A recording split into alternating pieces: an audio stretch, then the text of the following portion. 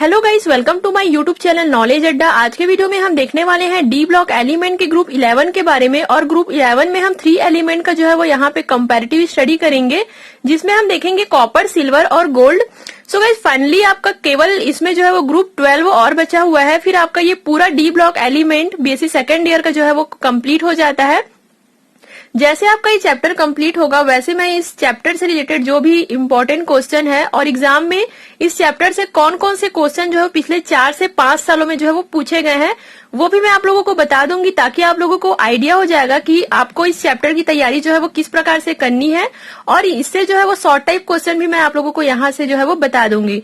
तो चलिए गाइस, आज का टॉपिक हम स्टार्ट करते हैं, जिसमें हम देखेंगे group 11 copper, silver and gold.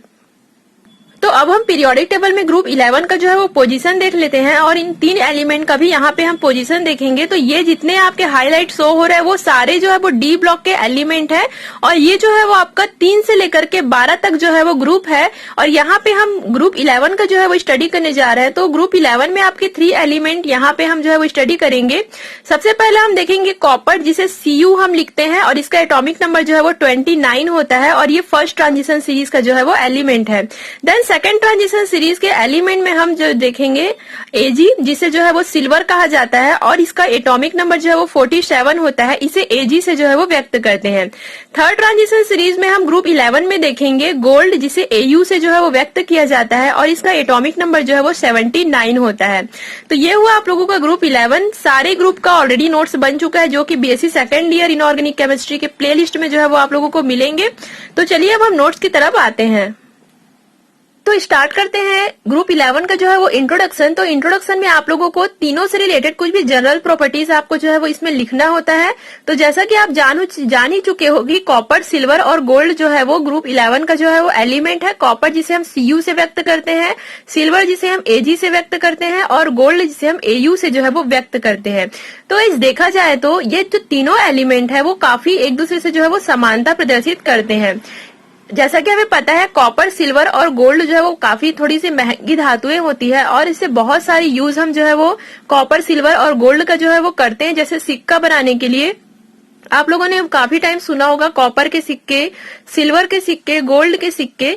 तो कॉपर, सिल्वर तथा गोल्ड धातुओं को संयुक्त रूप से सिक्का धातुएं कहा जाता है। तो अगर कभी कॉम्पिटिटिव एग्जाम में कभी क्वेश्चन आ जाता है कि सिक्का धातुएं किसे कहा जाता है, मतलब कोइनेज जो मेटल होता है वो किसे कहा जाता है, तो आप लोग यहाँ पे बता सकते हो कि कॉपर, सिल्वर और गोल्ड को जो है वो सिक्का धातुएं जो है वो कहा जाता है, क्योंकि प्राचीन समय से जो है वो इनका उपयोग जो है वो सिक्का बनाने में, मतलब कॉइन बनाने में जो है वो इनका यूज जो है वो किया जाता है। तो इनका उपयोग मुद्रा तथा सिक्का बनाने में जो है वो होता रहा है। तो ग्रुप 11 की ये जो प्रॉपर्टीज है वेरी इंपॉर्टेंट है। इस ग्रुप के सभी धातुएं जो है वो चमकदार होती है। तो जैसा कि आपने देखा ही होगा, सिल्वर, गोल्ड, जो चांदी, सोना होता है, उसमें विशेष प्रकार की जो है वो चमक पाई जाती है, और इनका जो है वो विशेष जो है वो कलर होता है। जैसे कि आप गोल्ड का देखे हो, विशेष प्रकार की जो है वो पीले कलर की जो है वो मेटल होती है। उसी प्रकार अगर हम कॉपर को देखें, तांबा जिसे आप कहते हो, कॉपर में भी जो है वो लाल भूरे कलर की जो है वो होती है। बहुत लोगों के घर में जो है वो कॉपर का जो है वो बर्तन भी यूज किया जाता है, काफी उपयोगी होता है, वो यूजफुल होता है हमारे हेल्थ के लिए। और सिल्वर भी जो है वो विशेष चमक लिए हुए जो है वो व्हाइट कलर का एक सिल्वरी मेटल। तो ये हुआ आप लोगों का ये जो कॉपर, सिल्वर और गोल्ड है कि इनमें विशेष प्रकार का कलर पाया जाता है और चमक पाया जाता है। इनका उपयोग गहने, आभूषण बनाने में जो है वो किया जाता है। इस ग्रुप के तीनों धातुएं में समान ठोस संरचना पाई जाती है। अगर हम इसके सॉलिड स्ट्रक्चर के बारे में स्टडी करें तो हम ये देखते हैं कि तीनों में समथिंग इक्वल टाइप जो है वो इनकी स्ट्रक्चर जो है वो पाया जाता है। इस इलेक्ट्रॉन जो है वो मेटेलिक बॉन्ड बनाने में जो है वो भाग लेते हैं, मतलब जो यहाँ पे जो है वो डी ऑर्बिटल में जो भी इलेक्ट्रॉन होते हैं वो जो है वो धात्विक बंध बनाने में जो है वो भाग लेते हैं। इस ग्रुप के एलिमेंट के विभिन्न प्रॉपर्टीज जो है वो इस प्रकार हैं। तो यहाँ पे हम देखते हैं ग्रुप 11 के बारे में, एक एक करके हम जो है वो इसका स्टडी करेंगे। सबसे पहले हम आयनिक त्रिज्या देखेंगे, आयनिक रेडी, देन ऑक्सीडेशन स्टेट देखेंगे, मैग्नेटिक बिहेवियर भी देखेंगे, स्पेक्ट्रल प्रॉपर्टीज देखेंगे, और इसका स्टेरियो केमिस्ट्री भी हम देखेंगे। तो चलेगा, इस एक एक करके हम सारे इंपॉर्टेंट कैरेक्टर को जो है वो स्टडी करते हैं। तो आयनिक त्रिज्या हम लिखेंगे आयनिक रेडी। तो जैसा कि आप सभी को पता है, इस प्रकार से आप लोगों को जो है वो कॉलम बनाना होगा। कॉलम में हम सबसे पहले श्रेणी लिखेंगे, देन उसके बाद तत्व लिखेंगे, और उसकी आयनिक त्रिज्या हम लिखेंगे। तो M3+ आयन के लिए ग्रुप 11 का जो है वो हम आयनिक रेडी जो है वो लिखेंगे। तो फर्स्ट ट्रांजिशन सीरीज में आपका आता है copper, then second transition series में आपका आता है सिल्वर, और देन थर्ड ट्रांजिशन सीरीज में आपका आता है गोल्ड। तो कॉपर का आयनिक रेडी हम यहाँ पे देखते हैं 0.54 एंगस्ट्रॉम होता है, Ag का हम देखते हैं 0.75 और Au का जो है वो 0.85। तो यहाँ पे आप लोग देख रहे हो कि ग्रुप 11 में जब हम ऊपर से नीचे की ओर आते हैं तो आयनिक रेडी जो है वो क्रमशः बढ़ती चली जाती है। जैसे कि आप देखे हो कॉपर का यहाँ पे 0.54 है, लेकिन आप देख रहे हो गोल्ड का जो है वो 0.85 है, मतलब काफी आयनिक रेडी यहाँ पे जो है वो बढ़ चुकी है। आप लोगों ने पिछले ग्रुप में 3, 4, 5, 6, 7 ग्रुप में आप लोगों ने देखा होगा कि आपके जो सेकंड और थर्ड ट्रांजिशन सीरीज का जो आयनिक रेडी होता था वो समथिंग सेम होता था, लेकिन यहाँ पे ऐसा बिल्कुल भी नहीं है। वहां पे जो है वो लैंथेनाइट कॉन्ट्रैक्शन, लैंथेनाइट संकुचन के कारण वहां पे जो है वो ऐसा होता था कि आयनिक त्रिज्या जो है वो लगभग समान हो जाती थी। लेकिन जैसे जैसे हम ग्रुप में आगे की ओर जो है वो बढ़ते हैं, जो लैंथेनाइट कॉन्ट्रैक्शन होता है उसका प्रभाव जो है वो पूर्णतः धीरे धीरे जो है वो लास्ट में खत्म हो जाता है और फिर इनकी आयनिक त्रिज्याओं में अंतर जो है वो पाया जाता है। तो यहाँ पे आप लोग लिख सकते हो कि ग्रुप में ऊपर से नीचे की ओर आने पर आयनिक रेडी जो है वो क्रमशः बढ़ती जाती है। कॉपर के अपेक्षा गोल्ड की आयनिक त्रिज्या काफी अधिक होती है। ग्रुप में आगे की ओर बढ़ने पर लैंथेनाइट संकुचन का प्रभाव लगभग समाप्त हो जाता है। तो ये तो हुआ आप लोगों का आयनिक त्रिज्या, जिसे हम कहते हैं आयनिक रेडी।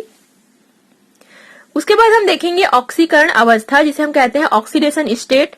तो जैसा कि मैंने आप लोगों को बताया था कि जैसे जैसे हम ग्रुप में आगे बढ़ते जाते हैं, इनका डी ऑर्बिटल जैसे जैसे बढ़ते जाता है, उनकी जो ऑक्सीडेशन स्टेट है वो भी धीरे धीरे जो है वो आपकी जो है वो कम होती चली जाएगी। तो यहाँ पे आप देख रहे हो लास्ट वाले में हम लोगों ने +5, +6 इस टाइप से जो है वो देखा था, लेकिन यहाँ पे हम जो है वो +3, +4 जो है वो यहाँ पे हम जो है वो मैक्सिमम देखेंगे। तो यहाँ पे भी आप लोगों को इस टाइप से जो है वो कॉलम बना लेना है, श्रेणी, तत्व, इलेक्ट्रॉनिक विन्यास और ऑक्सीकरण अवस्था। श्रेणी में प्रथम संक्रमण श्रेणी में आपका आता है कॉपर, जिसका इलेक्ट्रॉनिक विन्यास 3d10 और 4s1।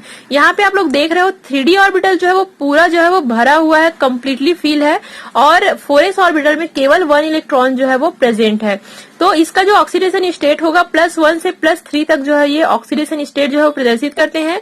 उसी प्रकार अगर हम सिल्वर की बात करें तो 4d10 और 5s1 इनके भी मतलब तीनों एलिमेंट के dd ऑर्बिटल में n-1 डी ऑर्बिटल में जो है वो पूरे 10 इलेक्ट्रॉन जो है वो फिल है, मतलब डी ऑर्बिटल जो है वो पूर्णतः यहाँ पे भरे हुए हैं। और इसके जो s ऑर्बिटल है 4s, 5s एंड 6s, उसमें जो है वो एक एक इलेक्ट्रॉन जो है वो पाए जाते हैं।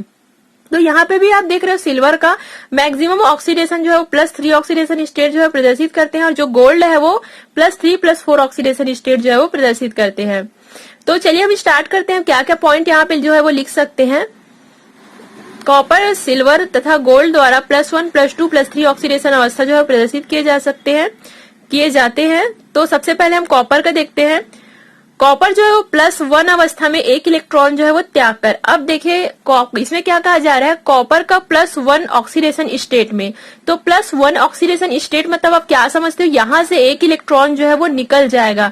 तो अगर एक इलेक्ट्रॉन यहाँ से कॉपर से जो है वो निकल जाता है +1 ऑक्सीडेशन स्टेट में, तो ये जो है वो विशेष प्रकार का आयन बनाते हैं। तो एक इलेक्ट्रॉन त्याग कर ये जो है वो क्यूप्रस आयन जो है वो यहाँ पे बनाते हैं। यहाँ पे आप देख रहे हो Cu+, मतलब यहाँ पे एक इलेक्ट्रॉन जो है वो निकला हुआ है, तो ये क्या हुआ, आपका फर्स्ट ऑक्सीडेशन स्टेट हुआ। प्रथम अवस्था में जो है मतलब फर्स्ट ऑक्सीडेशन स्टेट में जो है वो क्या होता है, इसमें जो है वो एक इलेक्ट्रॉन जो है वो निकल जाता है, तो यहाँ पे एक क्यूप्रस आयन जो है वो बना लेंगे। +2 अवस्था में क्या होगा, 2 इलेक्ट्रॉन निकलेंगे, तो यहाँ पे 2 इलेक्ट्रॉन त्याग कर ये जो है वो क्यूप्रिक आयन जो है वो बनाते हैं Cu++, मतलब यहाँ पे जो है वो यहाँ इनके जो है वो 2 इलेक्ट्रॉन जो है वो निकल चुके हैं, तो ये जो है वो क्यूप्रिक आयन जो है वो बनाते हैं। उसी प्रकार अगर हम सिल्वर की बात करें तो सिल्वर के लिए +1 अवस्था काफी स्थायी होती है। सिल्वर आयन युक्त कई सरल आयनिक यौगिक जो है वो ज्ञात है। मतलब अगर हम बात करें सिल्वर का तो उसका +1 अवस्था है, +1 अवस्था है वो काफी ज्यादा स्थायी होता है, और इस अवस्था में बहुत सारे यौगिक जो है वो इसके बनते हैं। गोल्ड की बात करें तो गोल्ड +1 अवस्था में औरस आयन, तो यहाँ पे भी क्या होगा, गोल्ड अपने 1 अवस्था में जो है वो एक इलेक्ट्रॉन को यहाँ से अपना जो है वो त्यागेंगे, और यहाँ पे आपका औरस आयन Au+ जो है वो यहाँ पे जो है वो बन जाएगा। और +3 अवस्था में क्या होगा, ऑरिक आयन बनेगा, यहाँ से 3 इलेक्ट्रॉन को ये त्याग करके ऑरिक आयन जो है वो बनाएंगे। तो ये तो हुआ गाइज इसका ऑक्सीडेशन स्टेट। अब हम देखते हैं इसका मैग्नेटिक बिहेवियर, जिसे चुंबकीय व्यवहार जो है वो कहा जाता है। तो चुंबकीय व्यवहार को अच्छे से समझने के लिए आपको ऑक्सीडेशन स्टेट को अच्छे से समझना काफी जरूरी है, क्योंकि देखिए चुंबकीय व्यवहार को हम कैसे पता लगाते हैं, डी ऑर्बिटल में कितने इलेक्ट्रॉन है उसके बेस पे हम जो है वो मैग्नेटिक बिहेवियर को जो है वो पता लगाते हैं। तो सबसे पहले अगर हम बात करें कॉपर सिल्वर गोल्ड के संयोजी कोष विन्यास में डी उपकोष इलेक्ट्रॉनों से पूर्णतः भरे हुए होते हैं, अर्थात n-1 D10 ns1 विन्यास जो है वो यहाँ पे पाया जाता है। तो जैसा कि मैं आप लोगों को इसके इलेक्ट्रॉनिक कॉन्फ़िगरेशन में बता ही चुकी हूँ कि इसका जो डी इलेक्ट्रॉन होता है, मतलब जो इलेक्ट्रॉनिक विन्यास होता है, यहाँ पे आप देख रहे हो कि डी ऑर्बिटल में पूरे 10-10 इलेक्ट्रॉन जो है वो भरे हुए होते हैं, और आपके एस ऑर्बिटल में जो है वो केवल 1 इलेक्ट्रॉन जो है वो यहाँ पे जो है वो प्रेजेंट होता है। तो इसे यही चीज को जो है वो यहाँ पे कहा जा रहा है कि जो कॉपर सिल्वर और गोल्ड के जो संयोजी कोष जो विन्यास होते हैं उसमें डी ऑर्बिटल जो है वो कंप्लीटली जो है वो भरा होता है। अब क्या होगा अगर डी ऑर्बिटल पूरा भरा है? अगर डी ऑर्बिटल पूरा भरा है तो वो उससे रिलेटेड जो भी यौगिक जो भी आयन बनेंगे वो जो है वो प्रतिचुंबकीय होंगे। प्रतिचुंबकीय क्यों होंगे? क्योंकि उनमें कोई भी अयुग्मित इलेक्ट्रॉन उपस्थित नहीं है। यहाँ पे आप देख रहे हो डी ऑर्बिटल पूरा भरा हुआ है, कोई भी सिंगल मतलब अनपेयर्ड इलेक्ट्रॉन यहाँ पे जो है वो कंप्लीट नहीं है, मतलब बिल्कुल भी नहीं है, पूरे 10 के 10 इलेक्ट्रॉन भरे हुए हैं। तो इसमें जो है वो एक भी अयुग्मित इलेक्ट्रॉन नहीं होते हैं। तो +1 अवस्था में इस ग्रुप के सारे एलिमेंट के यौगिक जो है वो प्रतिचुंबकीय अवस्था मतलब डाई मैग्नेटिक बिहेवियर जो है वो प्रदर्शित करते हैं। अब देखिए +1 अवस्था में क्या होता है, आपके s ऑर्बिटल से एक इलेक्ट्रॉन जो है वो निकल जाएंगे, क्योंकि +1 अवस्था मतलब क्या समझते हो, यहाँ से जो है वो एक इलेक्ट्रॉन जो है वो निकलेंगे। तो आपके s ऑर्बिटल से एक इलेक्ट्रॉन निकल जाएंगे, लेकिन आपके d ऑर्बिटल में पूरे 10 के 10 इलेक्ट्रॉन अभी भी बचे हुए हैं। तो क्या होगा, ये जो आपका यौगिक बने +1 अवस्था में वो जो है वो प्रतिचुंबकीय होगा, मतलब डाई मैग्नेटिक होगा।